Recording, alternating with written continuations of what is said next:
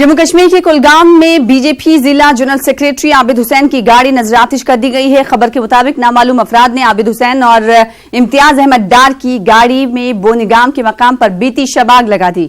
नामालूम अफराद ने 2 गाड़ियों को नजरातिश किया।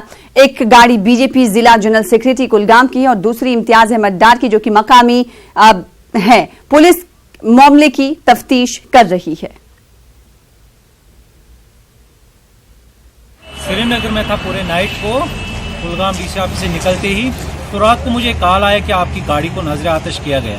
तो मुझे पूरा उम्मीद है जिन लोगों ने ये कायराना हरकत की है, जम्मू कश्मीर पुलिस से मुझे पूरी उम्मीद है, तवक्का है एसएसपी कुलगाम से, एसएचओ काजीकुंड से, they will investigate the matter with short duration of time. इसका रिजल्ट आएगा, जो इसका रिजल्ट आएगा तो अकॉर्डिंग टू लॉ उनको जो भी सजा होगा तो वो गवर्नमेंट उनको देगी।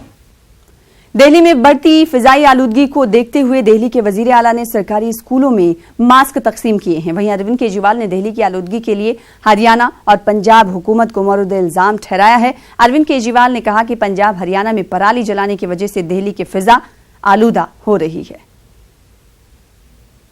आसपास के राज्यों से जो फसलें जलने का धुआं दिल्ली आ रहा है, इसकी वजह से पूरे आसमान के ऊपर बहुत ज्यादा पोल्यूशन हो गया है। चारों तरफ धुआं ही धुआं हो गया है, लोगों को सांस लेने में तकलीफ हो रही है। तो ऐसी स्थिति में दिल्ली सरकार ने लोगों को थोड़ी सी राहत पहुंचाने के लिए मास्क बंटवा रहे हैं हम लोग बच्चों के थ्रू।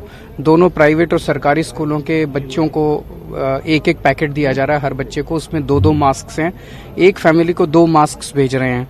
मैं समझता हूं कि ये कम है, क्योंकि 50 लाख टोटल मास्क हम प्रोक्योर कर पाए इस बार।